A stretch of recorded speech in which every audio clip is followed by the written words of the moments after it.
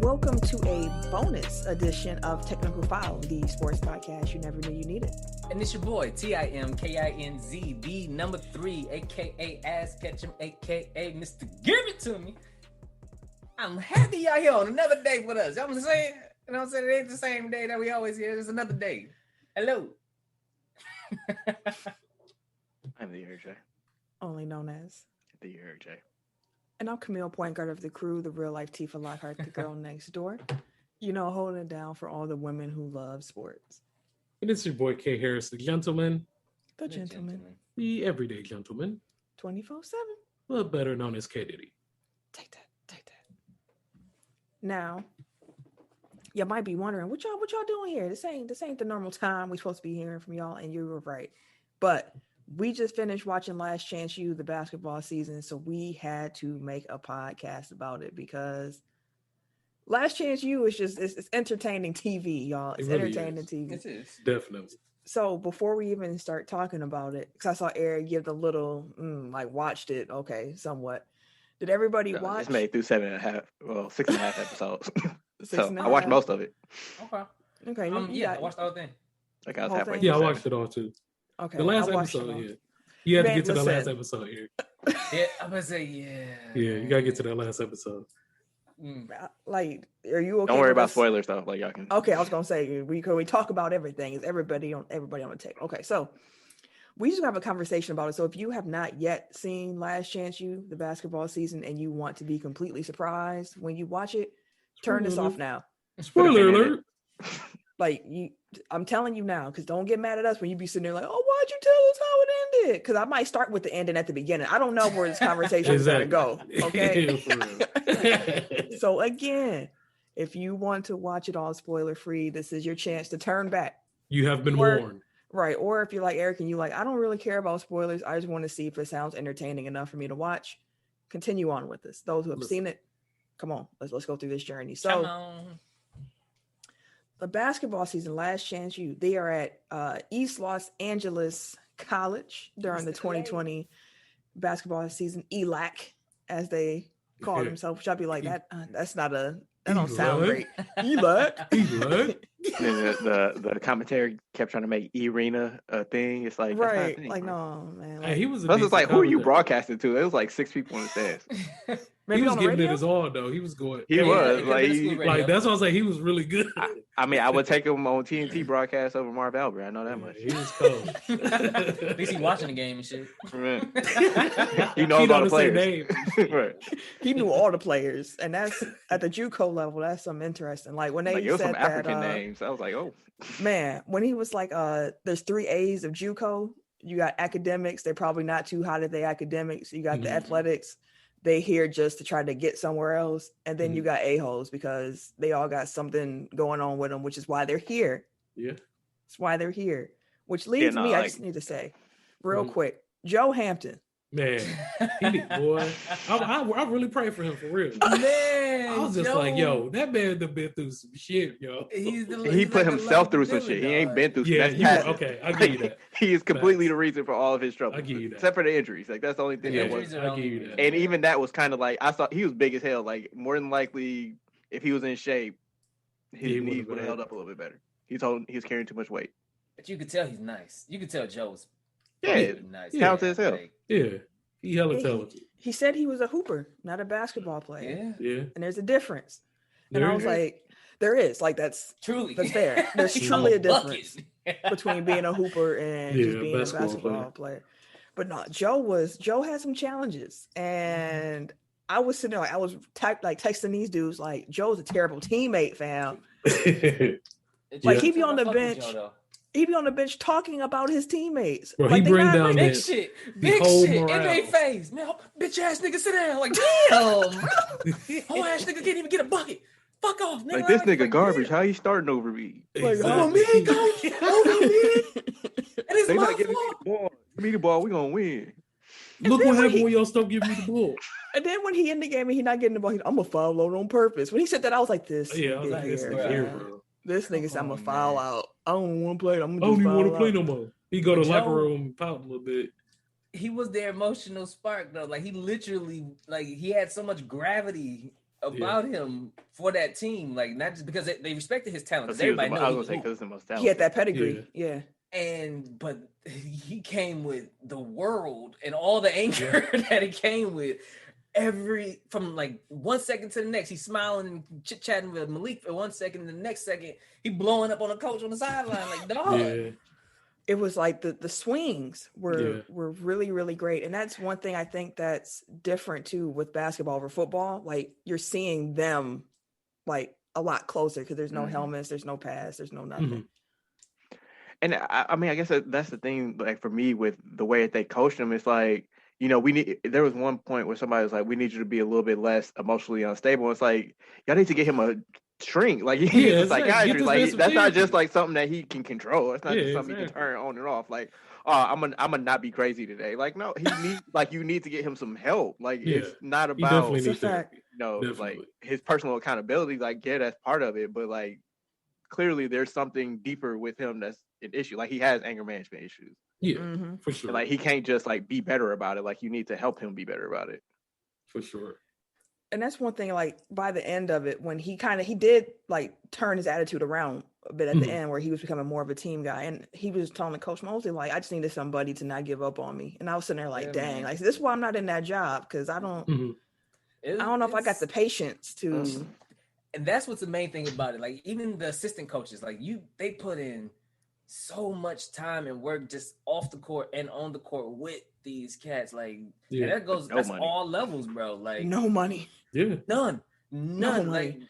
Like, dog, every single level you catch that. Like, when me and Isaiah was coaching, like, we was over there coaching those kids. And from the shout out to the Elements podcast. There you go, boss. But when me and him was coaching basketball, it was kind of the same thing. We was down there helping these kids, and they had some crazy talent. We came in, I believe, second, or we won the conference, but then we came in second in the tournament, I think, second or third.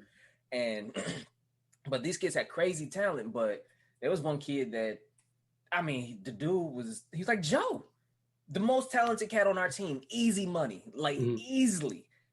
And he had like schools wanted to look at him, but they knew about his attitude. Like, he was wanting to go to Vincent to hoop for them or stuff like that, like Hamilton.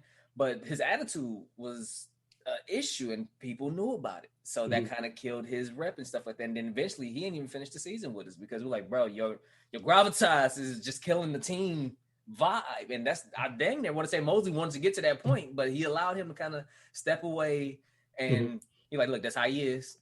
Let him go ahead and yell at the locker for a minute, punch the sink, and then somebody will holler at him for a hot second, and then he'll come back and he'll be fine. Yeah. That's a lot.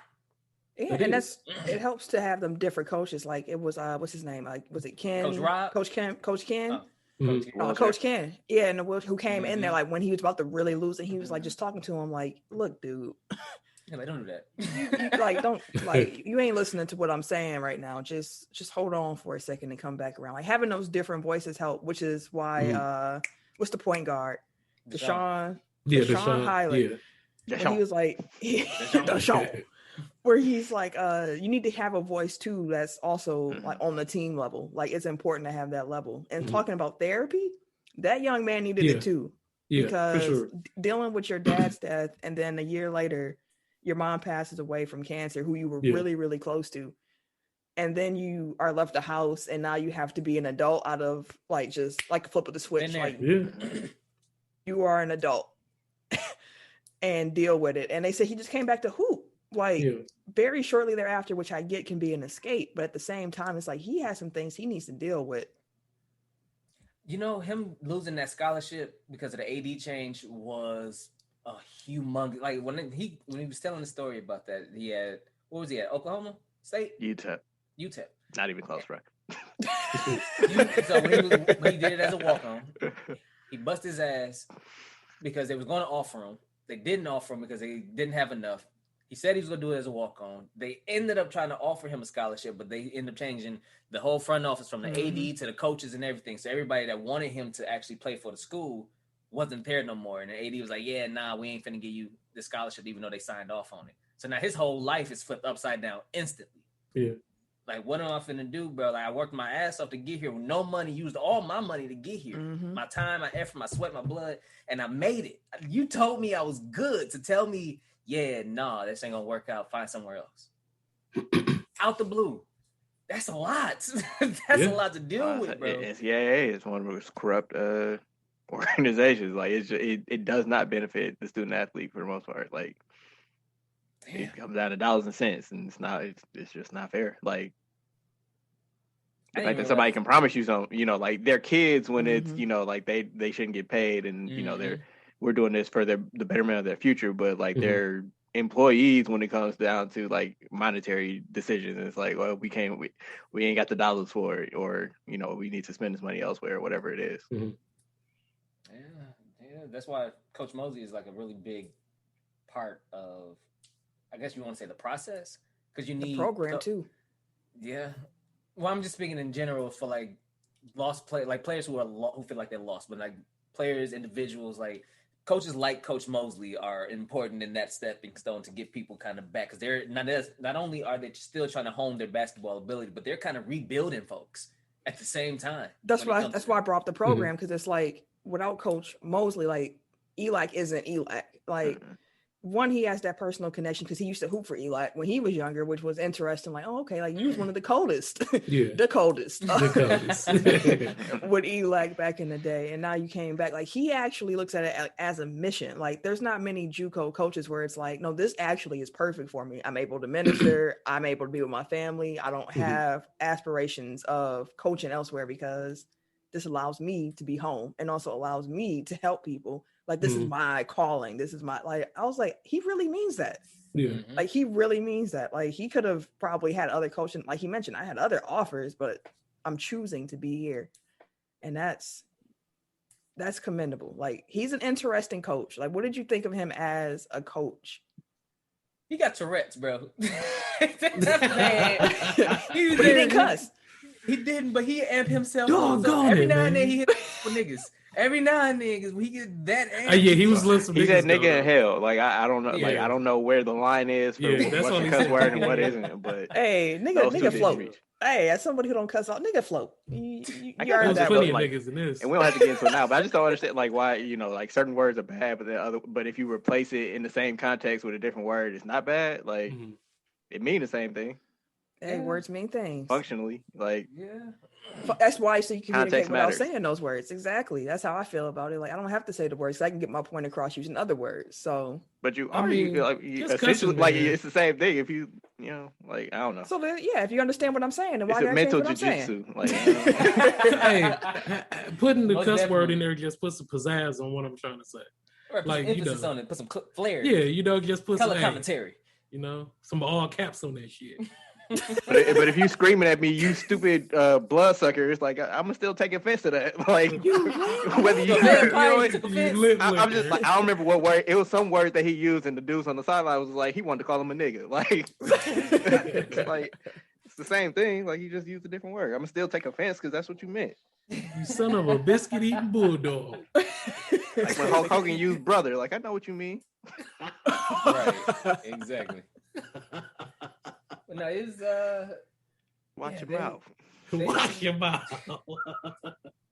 It was really good for me to actually watch him, because like I said, him and Coach Mosley and Coach Rob, even though he's preaching to the boys, and like I said, felt like he had Tourette's at times because he would just amp himself up into something. Like he was just talking that one prayer, and he just ended it. He's like, "Get out of here, spirit! Get out of my locker room!" Yeah, right there, like spirit of selfishness. I was like, "Hey, I fucked with it. Because I got it. I wholeheartedly got it." Malik had me cracking up. That dude was sitting there like he caught the spirit. Like I was like, boy. Like the way that the team kind of reacted to him, like when he would like really go off, like that. I think it was the first episode. He like ran up the wall and like tried to block it. Like I wonder how much of that. Like I'm sure that like he's like that, but I wonder if it's like wrestling where he turned up for the cameras a little bit, like. He kind of amped it up a little bit because sometimes we're just like, dude, calm down. Like it seemed like it was him based on how they reacted to him. Right. I mean, but like there was some like when he shut. I think it was like right before the playoffs where he shut like practice down early, and like the dudes was just like, and they just laughed. It was like they didn't like it wasn't. It was just like dude just wanted to get out. Coach, they did not. He just wanted to get out of practice early, and then he said it the next day. Like, yeah, I was done anyway. Like I just felt like that was a good way to end it. Like, but he got his point across still. He still got his point across. Yeah. Because they still reacted the way he thought so. Yeah, it's like they didn't believe him. They tried to walk back out with other boys. Like, give me that ball, yo! No, y'all ain't shooting nothing. Ain't nobody shooting nothing. My man was like, damn. I was like, it's like when Diddy closed the studio. You ain't. That's exactly what I thought about. Right now. Like, damn. No, go home. Studio. It's just like that. Smacking the wall. It's just like that. Well, you know, it's true. It is just like that. Like, you gone. Then I did. I like, but damn, bro. Like, he start amping himself up more. Just start yelling. Just start following me, bro. Like, yelling.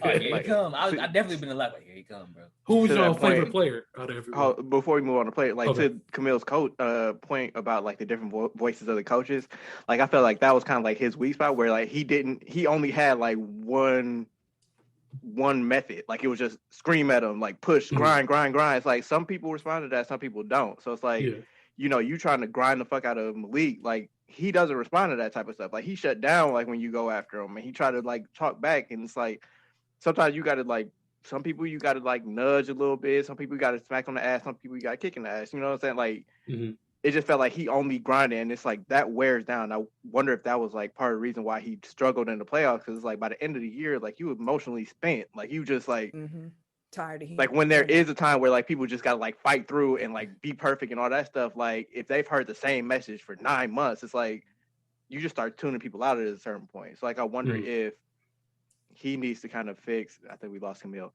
but I wonder if at a point like he kind of needs to figure out like, okay, which players responded to what things and at what times. I mean, I feel like he kind of, and maybe because him and Deshaun's relationship is a little different than the rest of the players, because he promised his mom that he would take care of him. So plus I think he sees a lot of himself in Deshaun. Like I think that was the difference there. But I mean, it seems like he was able to kind of flip the switch with him because he knew his personality and stuff like that. Like he'll still come over and talk to him to the side, like, hey, listen, I need you. Stop being that way. Don't be an asshole to everybody. Just go by to the guys, tell them what you need, like talk to them. I need you to be that voice. Well, yeah, but someone says like, I'm not talking about him. I'm talking about you. The way you do it is different the way than he do it. And I wonder if like that is like that little bit that you just said, like I wonder if that's like the crux of like why it's so difficult to coach on a junior college level, because at the end of the day, like everybody is there to go somewhere else. Like this isn't the ending point for anybody. Like nobody wants to just be, you know, do their 2 years at JUCO and it's like, okay, my basketball career is over. Like this is not the end point for anybody. So like there is that level of selfishness that everybody has to have, because you need to be looking out for yourself, but like trying to get them to buy into a team kind of thing. Because like everybody, like whenever anybody got frustrated on the show, it felt like it was like, I'm not doing wrong. Like everybody else is doing wrong. It's like trying to get them to learn, like, as a collective, like you need, like if everybody's trying to get to where they need to go, like we got to be pulling in the same direction. Yeah, it's even like I forget who it was when he was like, "It's not my fault. Like it was a bad pass. So everybody else run, but you." Yep. Yeah. Like everybody else running. Because it ain't his fault. It was Malik. Yeah. It was Malik. And then he was sitting there. KJ ain't do nothing wrong. That kid was just happy. Like, phenomenal, bro. KJ just had bad grades. That's the only reason he was there. But to Ken's point, you were talking about favorite. Who was your favorite player? Why don't you start with your fave? Muhammad. Oh, Malik. Yeah, I like Malik a lot. I was like, dog, if he would have just like focused a little bit more, and just got that dog, man, dude would be cold. Like that rangy, athletic, big, throwing shit off the backboard, is like changing the defense and the game. He had no hands. Like, bruh. Zero hands, bro. He caught his fair share of lobs, though. He had his fair share of lobs, or putbacks. I was like, KJ was the one going up for it. Yeah, KJ off vert just bamming on me. I'm like, dog, this how you giving it up? It was like the first episode. I was like, who the fuck is that? Right. I was you can just tell, like, athletically, he was on a different level from everybody else. Just a monster. They just dunk on him. Rest of the game, he's just like, dunked on that. Say less. Okay. I was like, damn, well, yeah, my nigga, just dunk on him then. Like I was trying to show finesse, but if that's what you asking me to do, I can deliver on that. I think mine was actually Deshaun. Deshaun. The story, I just couldn't, like, his story was just so interesting. Where I'm like, this kid, like, to lose both of your parents, and then he had the whole race thing where he was like, I didn't even know exactly who I was exactly, because it's like my mom was this white woman, but like my dad was black, but I'm around other black people, like trying to find who he was, and that was interesting to me. And then the whole girlfriend dynamic, where I forget, it was the coach who came to scout him. And they was like, well, you think he'll be all right in Utah? Mark Madsen, actually, like from the Lakers. Yeah, and he's like, you think he'd be all right? Like, it's no women up there. And the coach was like, nah, he's faithful to his girl. And the coach was like, is he really though? And he's like, no, like, yeah. I mean, it's a valid question. It's a valid question. No, like, it is a valid question. It is, yeah. Like being that young and you about to get put in a situation where you're like big man on campus, there's a lot of different attention that comes at you. Like, again, I went to Marquette. I saw what the basketball players got thrown at them, and even the bench warmers. It was just the fact that like they were you got the warm up on, like you got the national spotlight. So it's like, hey, they had that catcher's have a catcher's mitt ready. Listen, or the Velcro mitt. I ain't dropping none of these. Sticking, right? Got another one. But Deshaun really was sitting there like, no, I'm good on that. Like he, like his trauma made him be built a little bit differently in the situation, which was so fascinating to me. And then seeing this game, and when they pointed out that as a shooting guard, when your shot is off, like you question who you are. And I was thinking, like, I hope this does not trigger him, because he's already dealing with his off court stuff that he hasn't ever really dealt with. And now the thing that he comes to for his like sanity on court isn't working out right now. Like, please do not snap Deshaun. And he had his moments where he came close, but he never all the way boiled over. And I was just like, I hope this kid makes it. Like, I hope this kid makes it. He'll cuss the coach out quick. Don't give a fuck. And the refs. Like, fuck. Okay, bro. Oh, ass nigga, man, who you talking to? I'm like, what the fuck is wrong with him? Like, bro, you cannot say that to the ref. Why are you talking to the coach like this? Hey, he'll be all right. I'm like, dog, there's a certain level of lack of impulse control, like with a lot of them. It was just like, oh yeah, there's a time and place for everything. Like y'all need to. Like, you really couldn't held that in at all, bro. Like none. And for some people, no. For some people, they really don't have that much control. Like, not on a Tourette's thing, but more so like some people just don't have the ability to compose themselves in a situation where they're either in high stress or just having big issues. Like they explode, and that's the only way they know how to react to it is by in the moment. Let me just react in the moment. So he's with more, because he has his priorities. It seems like he has his priorities straight, because he's dealt with so much. That's why he's so faithful to his girl. Like, I can't lose her. I don't lost everybody else. Like, she's not going nowhere.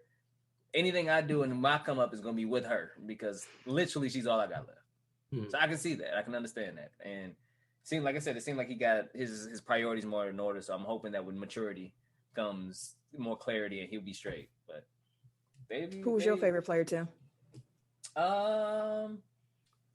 Honestly, it was between Malik and Joe. I was gonna say on court, I feel like Joe's game was something that you'd appreciate. Joe was really nice, man. Like, with the pro post moves. He did lie a lot about the fouls, but he did. But man, he pushed me. I'm like, bro, Malik literally went vert, bro. I rewound it just to see. I just hit rewind real quick. Let me find out if he touched him. Like, no, bro, he went straight up, threw that bitch. You came back down, you caught it. He threw that bitch again. Hey, bro, you see him push me? I'm like, he didn't push you, bro. like he was one of the cats where he was making excuses when it didn't fall. Like, nah. But I also like just him as a person, because I could see my brother in him too. Okay. So I was like, even though he's had his own personal demons and he's dealt with his things, and a lot of his issues are himself, I can see that at the same time he wants to genuinely be a good dude. Like, it's not he wants to be an asshole constantly. He's trying to work on himself, but you can tell he wants to be a better person. It's gonna take a lot. It's gonna take a minute for him to get there. So that's why I'll say Joe. Joe. See, one of the things that I was like most not intrigued but shocked me so much is that like they literally like had to get it like from the mud.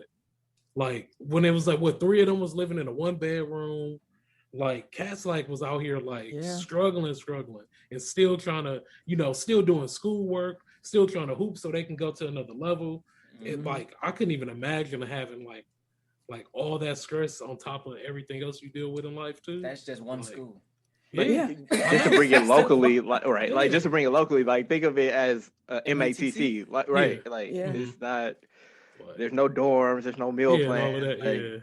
It's literally like we have a school for you. Y'all, how whatever else you got to do, figure it out. Like, and they had a different level, right? They had a different level of handholding because like they have advisors and they have all these things that are like kind of set up to really help them. But at the same time, like all that stuff outside of school, like, figure it out.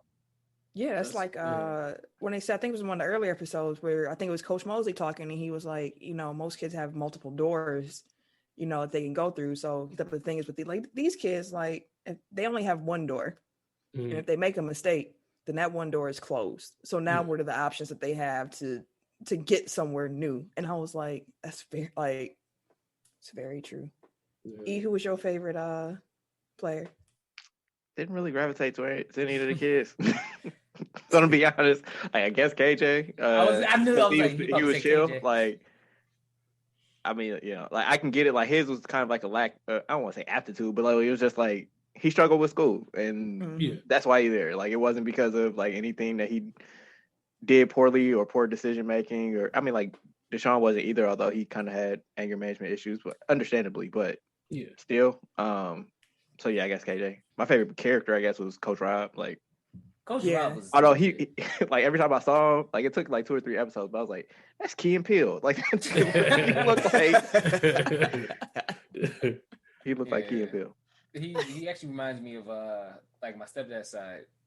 He reminds me of them folks. But no, he was like I'm glad that they finally explained like his story because like it was on the earlier episodes and he had the BMW. I'm like, I was like, he out here. Yeah, I'm here. What's going on? Like, either you slanging something or you got a whole backstory. But like, yeah, so it was a backstory. Like, right. It was kind of messed up though, and it was kind of similar to Deshaun's story, where it's kind of like you get caught in a wash, like something happens above your head, and like you are the one that bears the brunt of, the repercussions from it, and then you kind of left scrambling.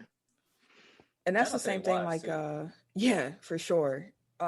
Coach Ken and his story about how he became paralyzed, when they finally explained how he ended up in that wheelchair, like you just playing around. Is it bad that I just assumed he got shot?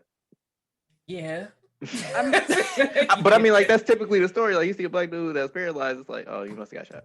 God, like, and it was nothing like that at all. No, like, he was wrestling.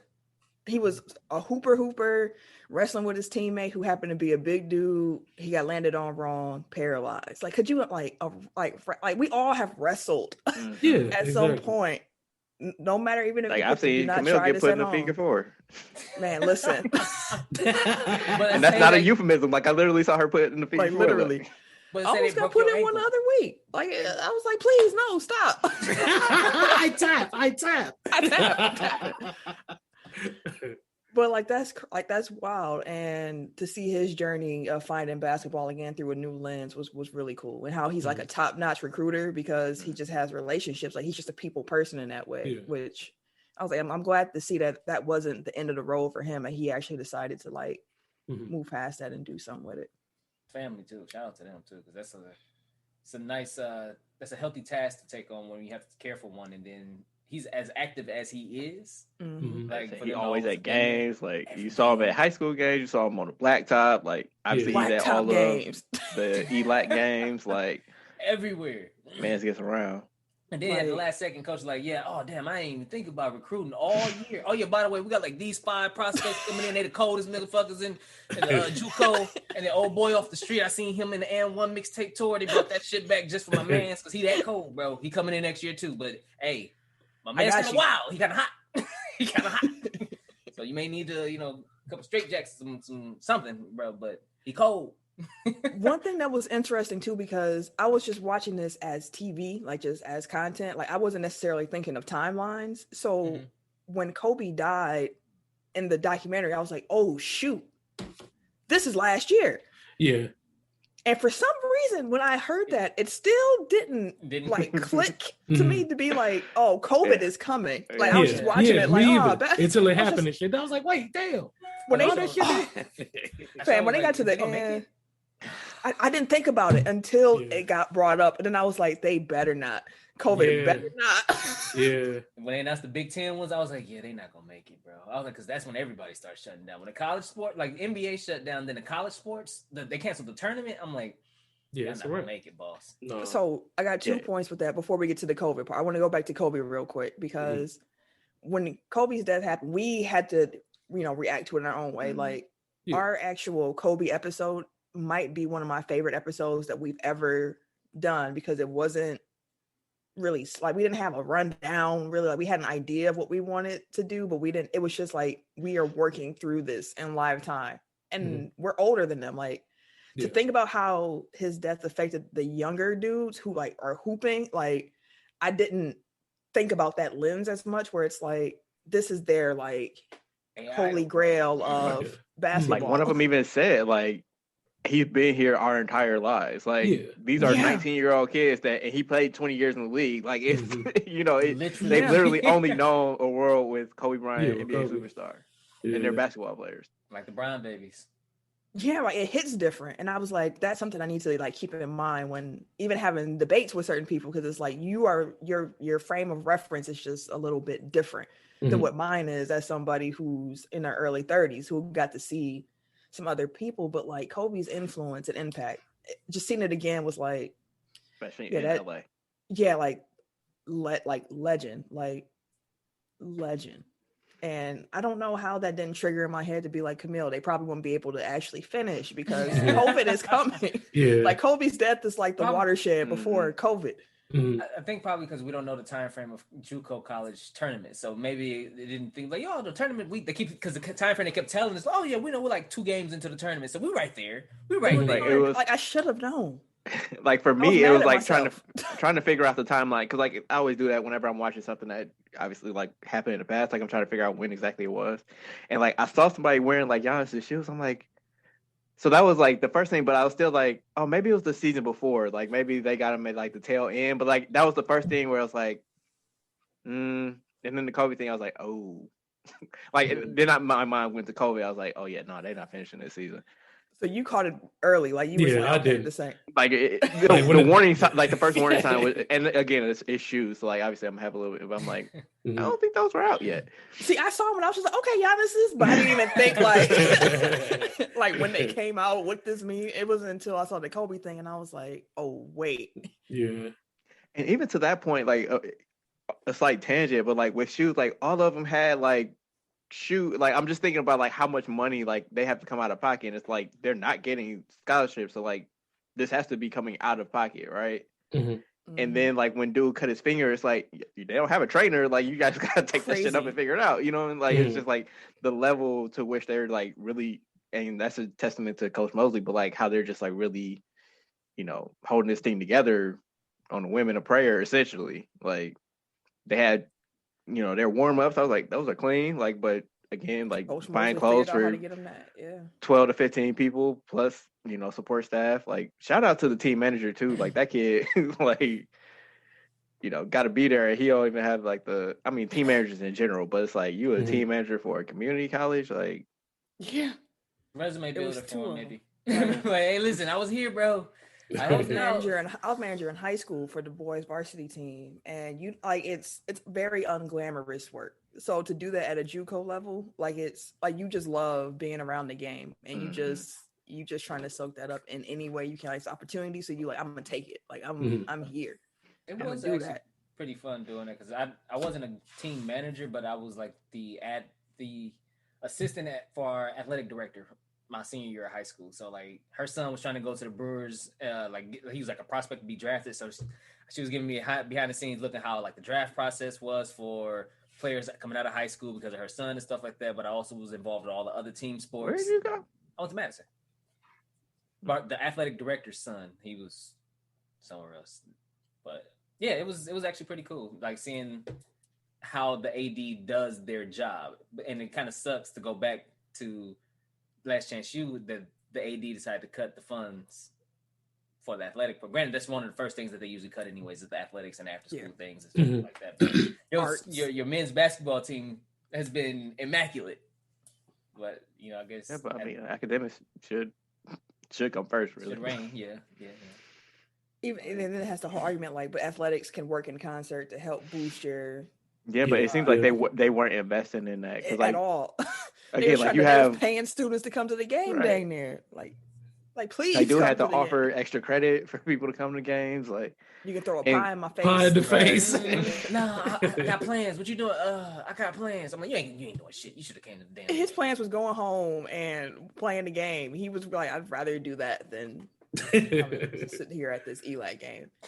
But they making their way. The whole thing with Coach Mosley is like, I've never been able to win the big game. And they drove that into your head the whole series. So for them to be like, they went on that crazy win streak.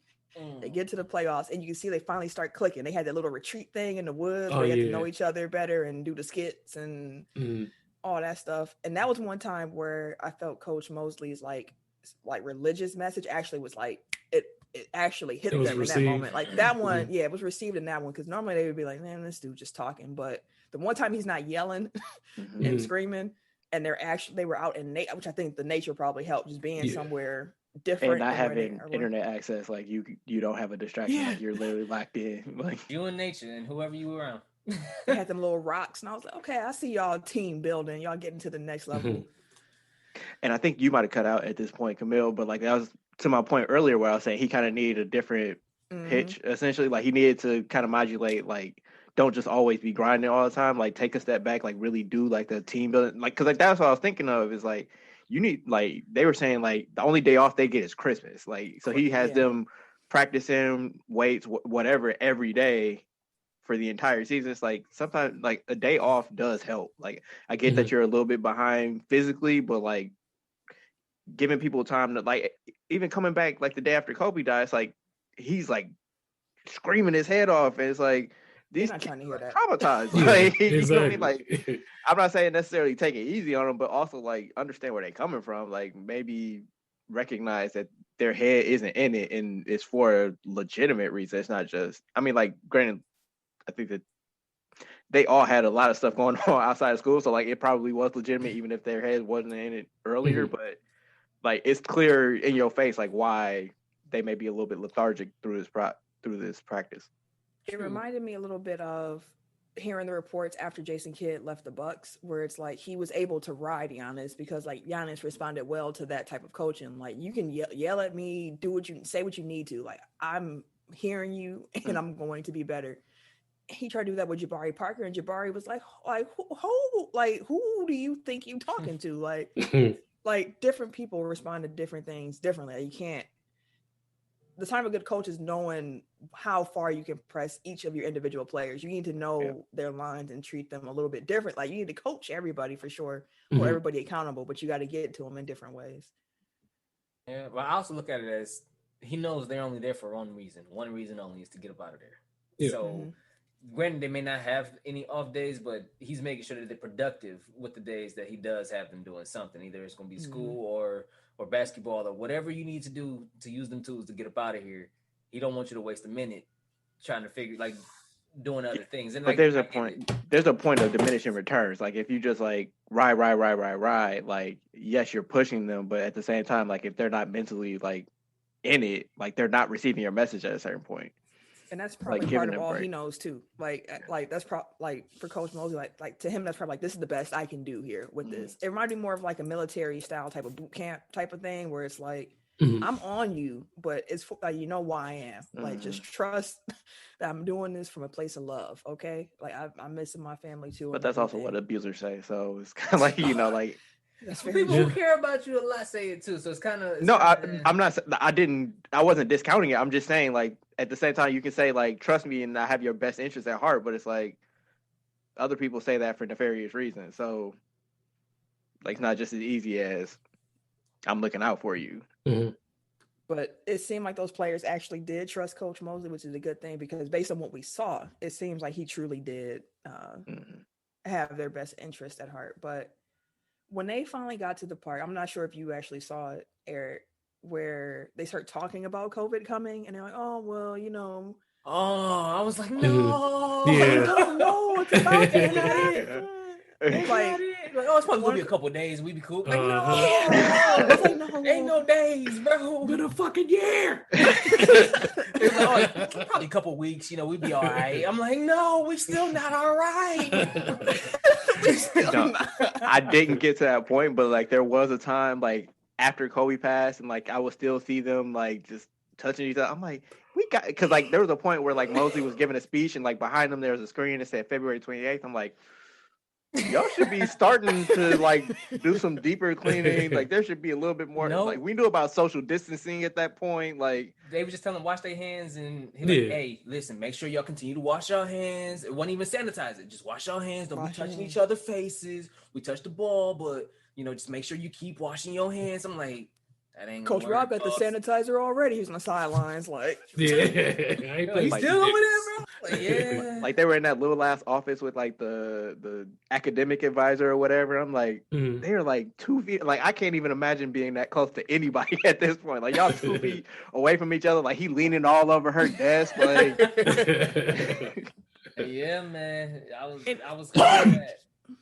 Like Coach Rob had said something like, he's like, man, it's looking crazy right now. We might not even be able to be back out here until like May. And I was like, May of what year? I was like, no, next year.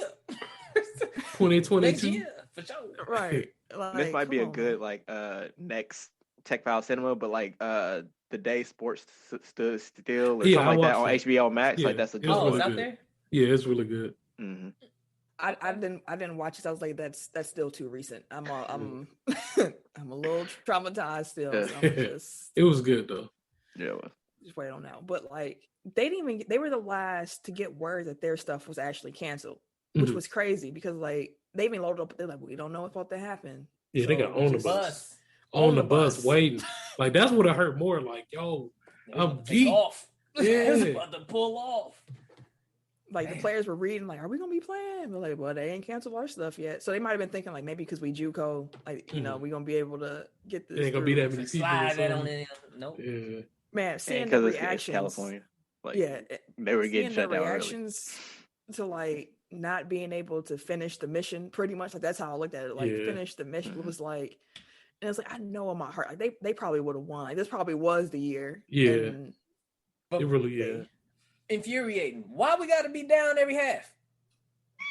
Why we gotta be losing every game to start the game off, bro? Why gotta they started every game? They started finishing stronger. Like they would still be lacking in the first half, but they wouldn't be losing by the end. Yeah.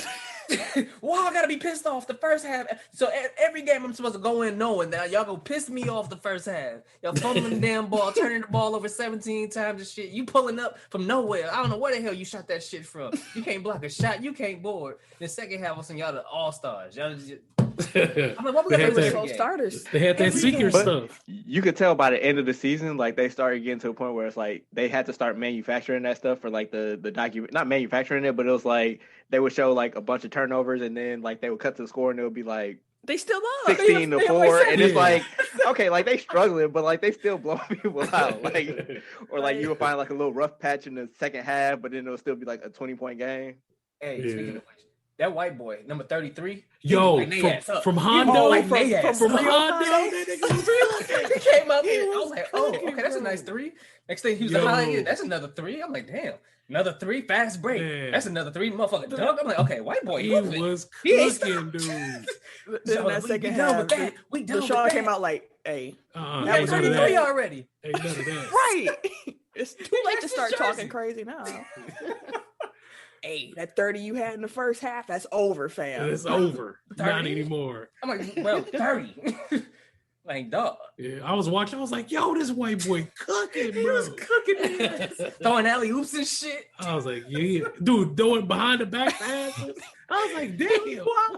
Fast break, pull up, Coach Carter 3. I'm like, nah, bro. Nah. Coach Carter 3. Like, I refuse to believe that JUCO has like always been at this level of like athleticism and shooting and skill. You know what I mean? Like you would think like the JUCO level is like a little bit a step down, but it's like these dudes. Everybody can shoot now. People can shoot. People can, like throwing lobs every which way. Like it kind of makes sense to me where it's like evolving. Basketball is very much so evolving, but like if you think about some of the coldest, like just think of your own personal life and think about some of the coldest hoopers you knew. Yeah. Like the coldest hoopers that I knew did not do well at school. Like they just, for whatever the reason was, like they would be like I'm really just here to hoop. I don't really care about what else you got going on. So to me, it kind of made sense. Like at this level, you're gonna see a lot of dudes with raw talent who can just, do stuff because they like weren't able to get to that next. Can't come out the stands and drop 30, don't have to stretch. Like it's the naturally talented people that just get a couple shots the rest of their life. Yeah. I'm good. Like damn, 10 for 10 from 3, my guy. 10 for 10. One thing that stood out to me too with this documentary was the music. Like I was like the music was popping, and they had a lot of what I want to call it, like old music that ended up getting sampled at some point, and they're mixed in with like hip hop. Like when I heard "Everybody Loves the Sunshine," I was sitting there like, "My life, my life, my life." I love it. That's my shit. Like that's even when they had the next episode, the song that was sampled in the next episode.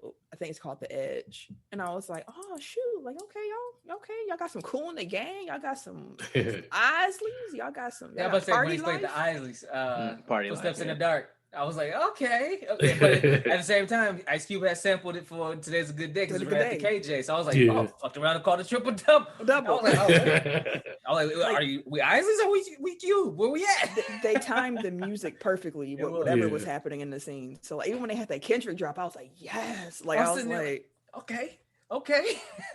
Speaking of Mr. Lamar, if you hear this, could we get a new album? I'm gonna just say that damn was a long time ago, fam. It's still riding, but I got. I like some new music, please. But yeah, I really enjoyed the music in this series too. But it was good. We told you probably enjoyed Eric J. I enjoyed it more than I thought I was. Though. Did you? He didn't finish it, so I mean, I don't know if that's the one you want to talk to. I'm just saying, did you enjoy it? I'm asking the I don't know if now's the time to be taking a victory lap. I mean, like it's fine for what it was. And Ken, you said you weren't. I'll probably still finish it, like just because I like to finish the stuff that I start. But and Ken, you said you weren't too excited about it going into it. Yeah, going into it, I was just like, the only reason why I did watch is because we was doing this, but I wasn't going into it like, oh yeah, this is something I needed to watch. But then, like after like the second episode, I was like hooked. I was like, okay, like, this shit is cracking right now. So it just made me more intrigued. Just want to watch. Did you watch any of the football seasons? No. Of Lance Shenchu? No, so this was your first introduction to Lance I watched Shenchu. the one where didn't one of them follow you or something? Boach Brown. Oh, yeah. Like around that time, like when he was stalking you or whatever. Okay, see. He went away. Ain't no Joe around here. He went away. See, you making it bigger than what it was. I don't know. Embellishing. He did slide in the DM. He slid in the DM. I mean, if he slid in the DM. If he sends a message, I don't know. And look, let's move on. Yo, Ma. I appreciate the follow. The follow. Hey, thanks for the follow, sweetie. Hey, don't be a stranger. Beautiful. We gotta roll the L, beautiful. No. Okay. All right. So I watched all the Last Chance U's before this one. So like when I heard it was going to be a basketball season, I was pretty excited because I was like, okay, like that's gonna be a nice change of pace. And it really was. Like the football was real cool. But this was just a little different. Yeah, basketball is a more intimate sport. Like they even brought that up. Like, have you ever played playground basketball? The things you have to deal with because you have to focus on your game, but there's also somebody in your face, like probably talking about you or like trying to get you out of your game actively. And there's no helmets, like I mentioned before, no pads. There's no barrier between like it's body on body, like it's just a battle of wills. So that's why when they said like basketball doesn't build character, it reveals character. I was like, it's very, very, very true. You'll keep fighting through it. You're just gonna give up. Like, fuck this shit, I'm out. But it was also really cool to see that just about all of those sophomores on that team were able to like latch on somewhere else. So I was pretty happy about that.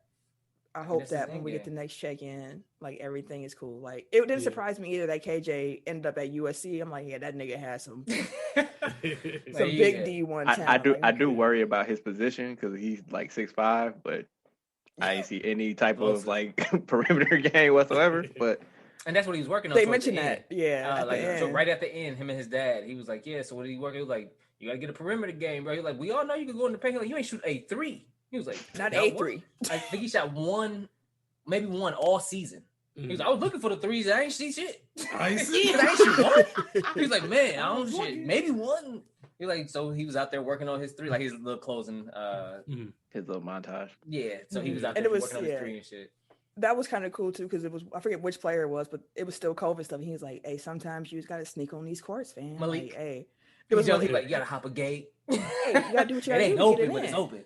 Like, you know what I mean? I got to work on my game. I was like, yeah. I respect that. But it was a nice ending. And I hope that the next season, because they didn't have a season, like, as we were talking, like this 2021 season, like, there was no JUCO ball. So they should be coming back this upcoming year for the 21-22 season. So, but it got to be a whole new team, because like the freshmen would have been sophomores, and I was saying Malik went to Central Michigan, and he was I was looking at his stats. He averaged like 5 points, 5 rebounds a game this season. I was like, okay, but they got him as a junior now. I was on the team. I was like, yeah, he did go to JUCO. Yeah, they all got some. They got somewhere to go. So I was happy to see that for sure. But yeah, if y'all haven't seen Last Chance U basketball, I would highly recommend it. It's a nice little binge watch. Like, if you like basketball, if you have an interest in just human like interest stories, like it checks some boxes. It checks some boxes for sure. It does. Y'all have any closing thoughts on the series before we get up on out of here? I enjoyed this more than the football one, honestly. Really? Mm-hmm. Like I said, it was for me. It was more intimate, but it was a little different. I think Isaiah said it best when he was talking about it, that they didn't focus on the bullshit. Mm-hmm. They more so focused on like the actual people and the basketball, as opposed to, he said he felt like the football ones felt more so like, okay, the antics and shit kind of played a role into those too. I was like, I can see what you mean, but no, this one is just felt more intimate, like the way. And the coach's faith playing a big part into like the way he viewed his team, talked to his team, ran the team and the program and stuff like that. So, no, I liked it a lot. Less players to learn too. Less people to learn. The football rosters are huge. Yeah, like to Tim's point, like I think it was funny. Like it was the one where he was like the spirit of selfishness, like that little prayer. I think it was funny that he's like, "Hey, close that door," and then he started praying. But it's like you on a show that's on Netflix. It's like, are you really trying to hide it? Like I don't get it. Like, he prayed a lot often, and I appreciated that with him too. I was like, at least he's trying to, he's leading. He's trying to lead the best way he knows how. Mm-hmm. And that's all anybody can do. Yeah, and he tried 110%. Even like I know his family probably felt it, like when he was sitting there trying to watch film and stuff like that, when they were supposed to be having family time and stuff like that.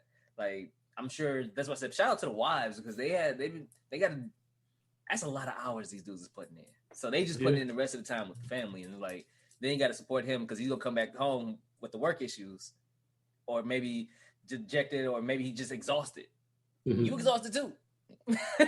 So it's like shout out to them for being able to kind of keep everything together as well. Like you gotta have a strong supporting cast. Shit, not just the coaches. Like the assistant coaches was key to Coach Mosley, but their family is key to them to be able to keep operating too. So that's why I liked it a lot. It was just a lot of cogs that was getting a lot of notice and attention, and kind of like, hey, you're not here for no reason. Like you help with a lot of things in this program, like the whole program from top to bottom. So I enjoyed it.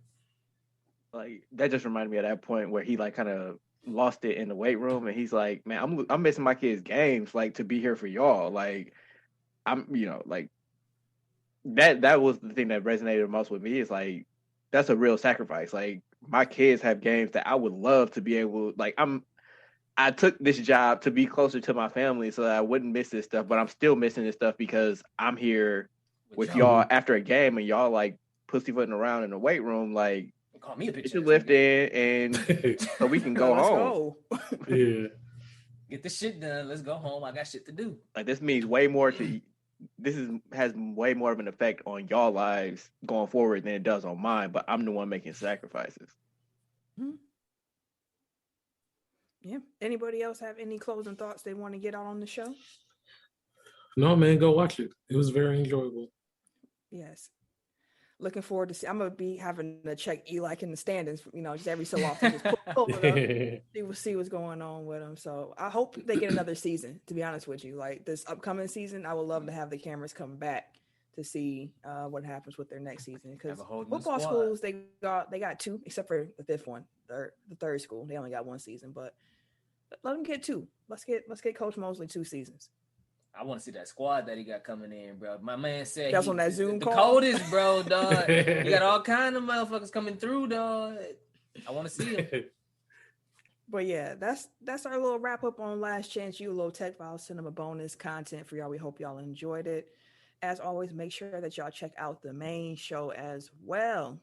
Dropped every Wednesday on your favorite podcast platform. If you don't want to wait until Wednesday, you could always also catch the show live on Tuesdays via the Good News app, radio app. We're live there 6 through 8 p.m. Central Time. So if you're in a different time zone, you figure that out yourself. Do the little math confused gift in your head and catch us on there on Tuesdays. But make sure y'all tune in, subscribe, like, rate, review, all that good stuff that helps the show. And yeah, we're gonna leave it right there. If you want to catch me, or wait, how do I start my outro? What I say? I'll give you a second. If y'all if y'all see any bit of like sports content that you want to see us review, that you want to hear like our thoughts and stuff on, like please just send it as a suggestion. Like here's the socials that we're about to give. Like just let us know, because like I enjoy doing these things. I do too. Even though I had to binge watch 8 hours of 6.5 hours of fucking Netflix content. Yeah, no, like for real, send us in your suggestions, movies, TV shows, whatever. Yeah, I saw it was like the anniversary of White Man Can't Jump, and I was like, dang, that's Tech Foul Cinema. Like that was a fun one. So we definitely enjoyed doing this. But as mentioned, socials. If you want to follow me, you can catch me. Wait a minute. On Twitter and Instagram at Camille Monet, CAMILLEMONAE, because your mom is fancy. Thank you, good sir. At Bugs Bear on Twitter. That's all you get. God damn. I forgot that I had to like talk again after my outro, so I was started drinking my water, and then I was like, oh shoot. Everyday_gentleman on Instagram. K Harris 216 on Twitter and Snapchat. And it's your boy, TIMKINZ, the number 3, aka Ass Ketchum, aka Mr. Give It To Me. C'est la vie.